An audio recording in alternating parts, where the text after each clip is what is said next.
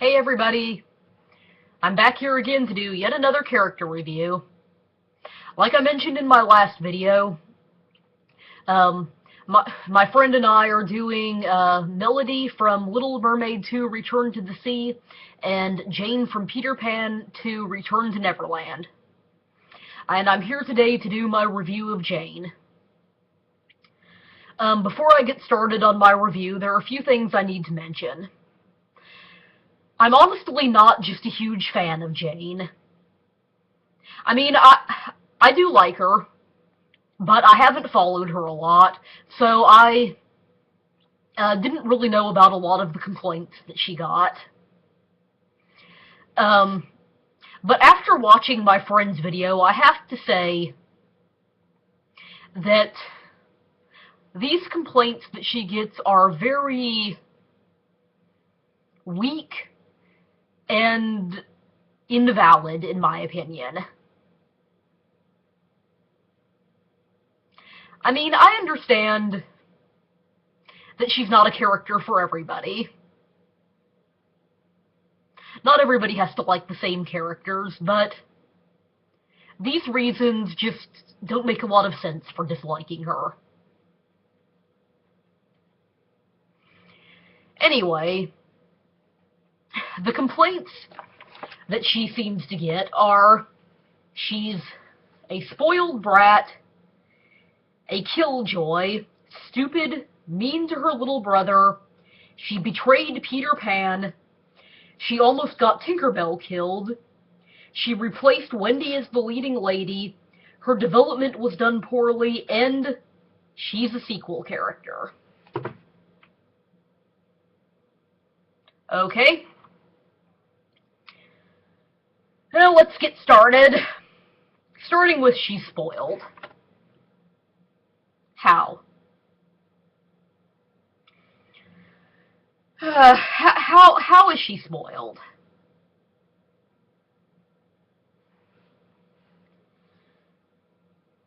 Like I mentioned in my Ariel review, if you want to see a spoiled hero or heroine, check out the show Jessie. The protagonists in that, they look down on anyone who has less than they do, and their problems are always, my $2,000 allowance won't be enough to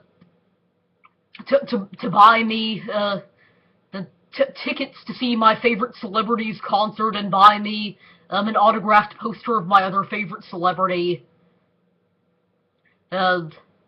Or I can't afford to buy the imported silk clothing that I want. Those kind of problems. To me, that's more of a definition of a spoiled brat than Jane is.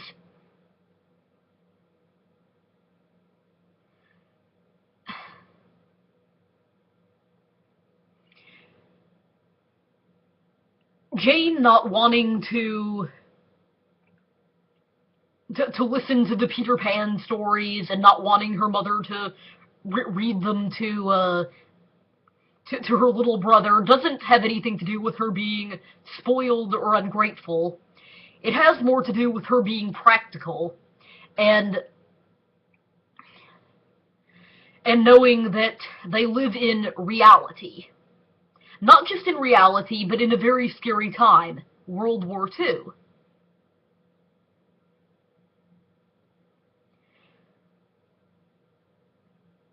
And that, well, not to sound over the top, but they could any minute. So, no, I don't think she's spoiled or ungrateful, because you can tell that she loves her family very much. I mean, she even risks her life to get her brother a birthday present. Yes, I know it's a lame present, it sucks. But she also doesn't go around looking down on people who have less than she does. And I honestly don't even know how privileged she is. I mean, I don't know if she's supposed to be a wealthy character or what. So I don't know. I don't know how she's spoiled, because she doesn't meet any of the definitions of spoiled as far as I'm concerned.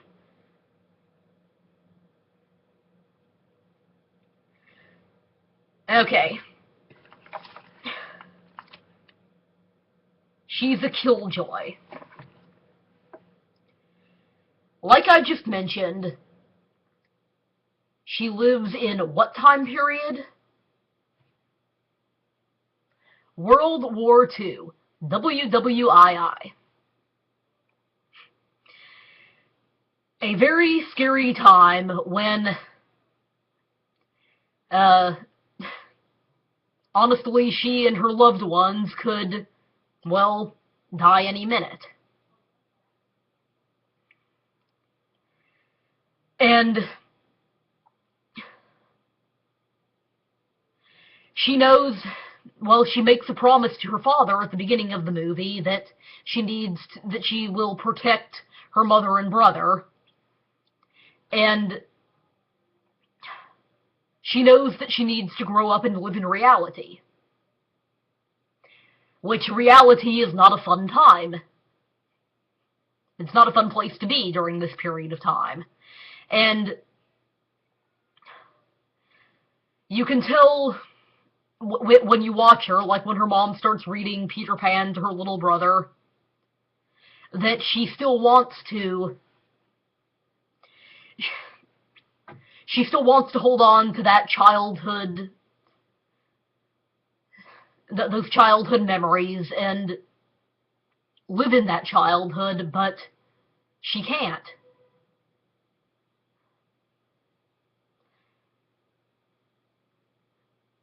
She basically was forced to grow up too fast because of the time period that she lives in.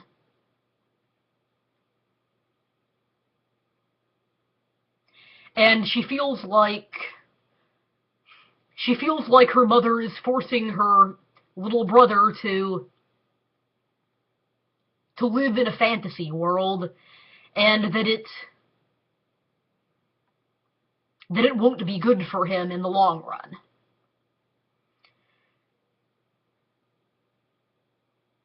So, while she may come across as a stick in the mud, she has her reasons for being that way. She's not just grumpy for no reason.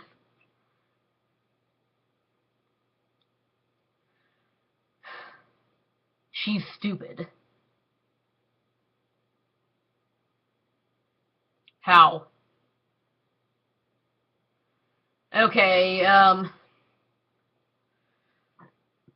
for starters, unlike her mother in the original movie that basically played the role of damsel in distress, she defeats the villain.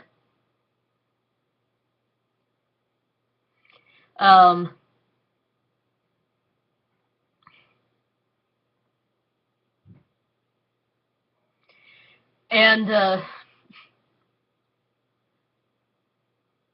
I mean, and you see her do a lot of other smart things, like my friend mentioned when she's trying to leave Neverland, packing all of the supplies and that sort of thing.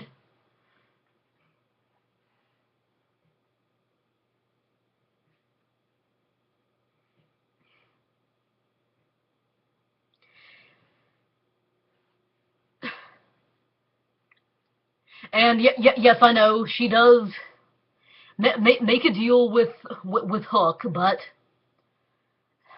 which is arguably a stupid decision, Yes, I know. But, I mean, come on, she's a 12-year-old girl who is trying to get out of a place that she doesn't, that she's very unfamiliar with. Yes, I know she's heard the stories about them, but she's trying to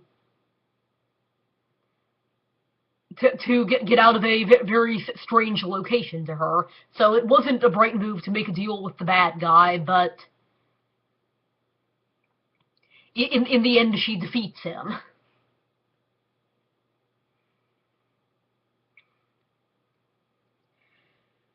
She's mean to her little brother.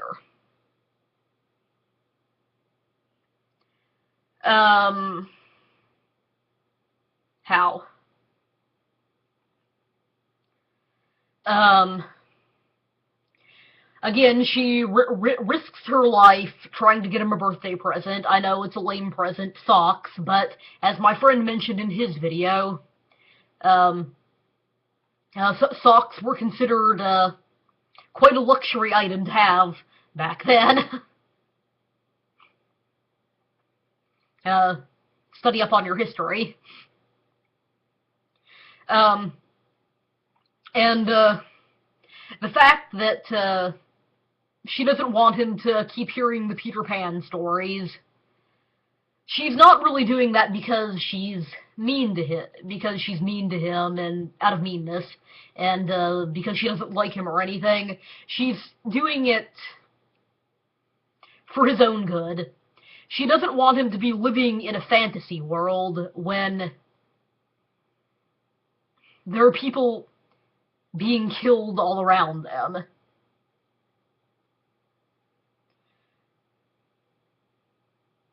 I mean, if you had a younger sibling that you felt like was living in this fantasy world, but there was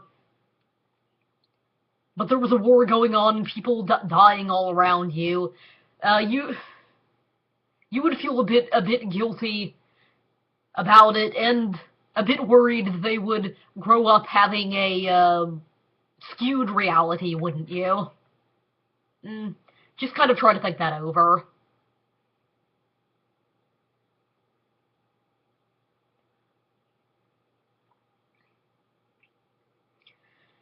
She betrayed Peter Pan. Yeah, I know she does make the deal with Hook, like I mentioned before. And, yada yada yada, that kind of thing. Which, I suppose you could argue that she betrayed him for that moment. But,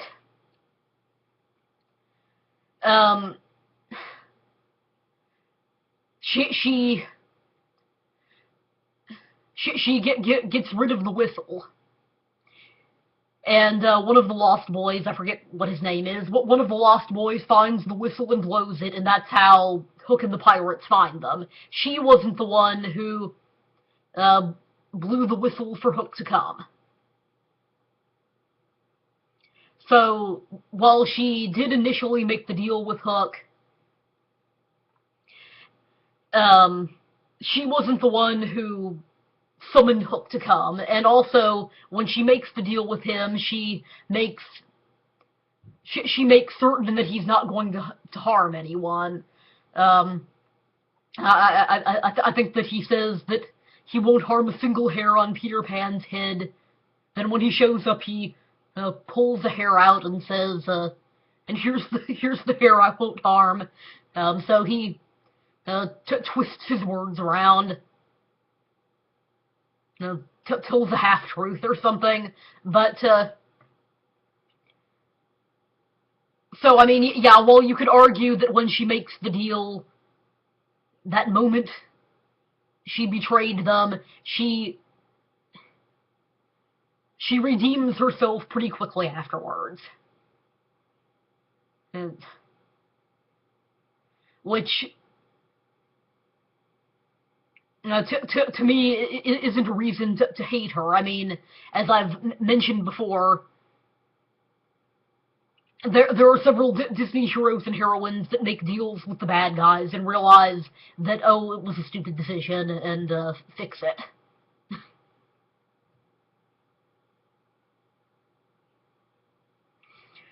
She almost got Tinkerbell killed. Okay, for starters, when she said, I don't believe in fairies, she didn't know that was going to kill Tinkerbell. It was an accident. But let me point something out to you. Tinkerbell intentionally almost killed her mother, Wendy, in the original.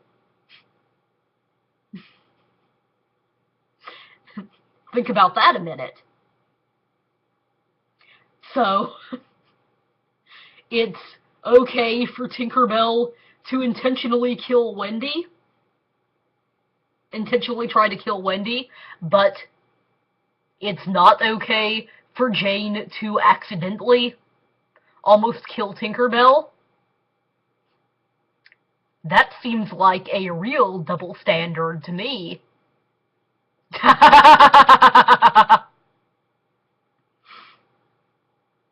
Ever think about that? Have you?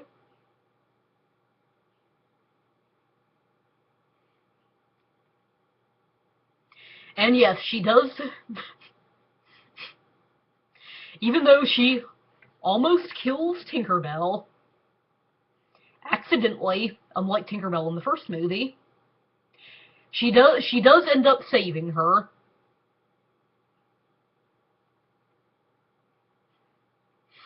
And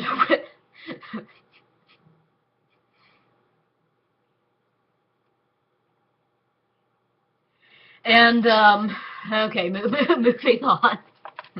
I just had to laugh at that. She replaced Wendy as the leading lady. Okay.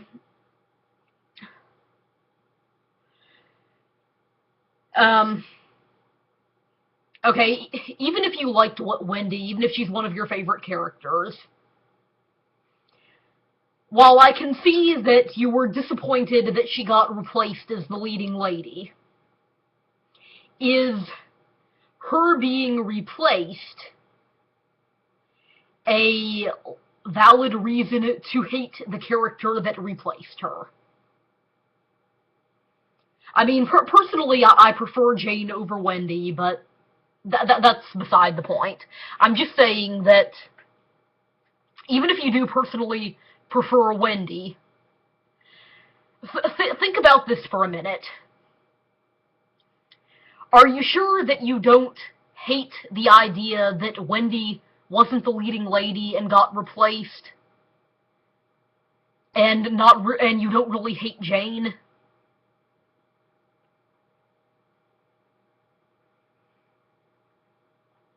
Because to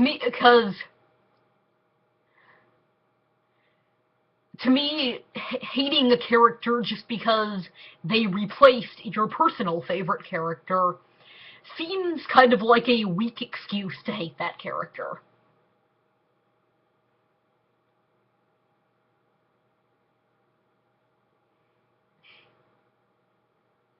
I mean, I'm not pointing any fingers at you for preferring Wendy over Jane, or even disliking Jane if you have a valid reason for it. But to dislike a character only because they're a replacement for your favorite character doesn't make a lot of sense to me. And as my friend mentioned in his video, her romantic interest, her romance, whatever you want to call it, with Peter Pan. I mean, they're preteens, so they're not going to have a lot of romance, but their romance with each other seemed a lot more genuine, Peter Pan seemed to see Wendy more as a mother or just another fangirl of him. Whereas with Jane, he seemed to have more of a genuine interest in her personally.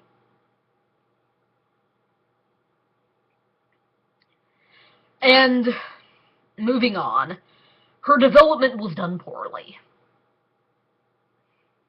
How? Like I mentioned in my review of Jack Frost, if you look at a character like Naveen, even though I personally like Naveen, I don't think that his development was done that well, because he pretty much goes from being a jerk to being nice, bam, while he's mincing mushrooms,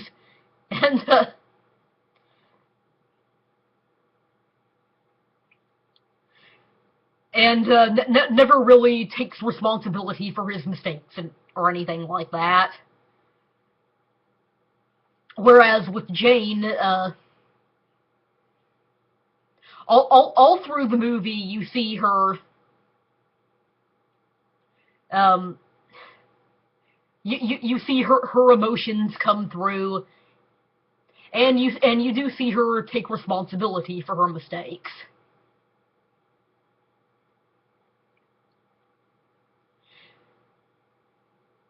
And she does have an epiphany moment, where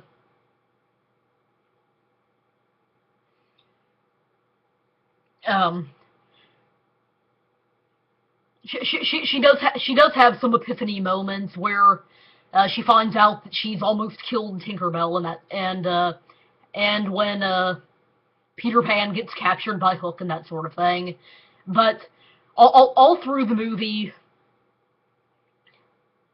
you see her emotions come through, and you see gradual character development. It's not just a bam, she's a new person moment like with Naveen.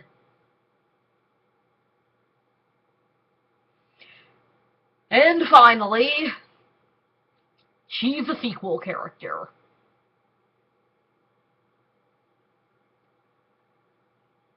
So what? Who cares if she is?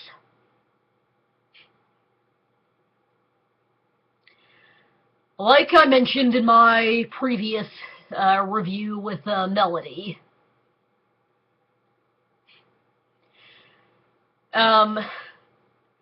while I understand that not all sequels are done very well, just because you dislike a movie that's done poorly, that's no reason to dislike a well-done character from that movie. I mean, while Jane isn't a personal favorite character of mine, I think that she's a very well-done character. And I really don't see why her being from a sequel is a legitimate reason to dislike her.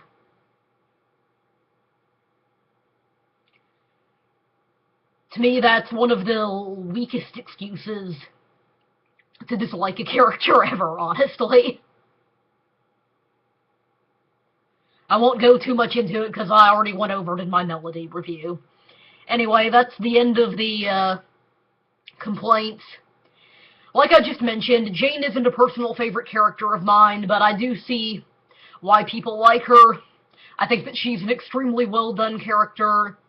I wouldn't say she's a super complex character, but she's definitely a three-dimensional character with some depth and some layers. And the links to my other review and my friends' two reviews will be in the comments section below. I encourage you to watch them, and bye until next time.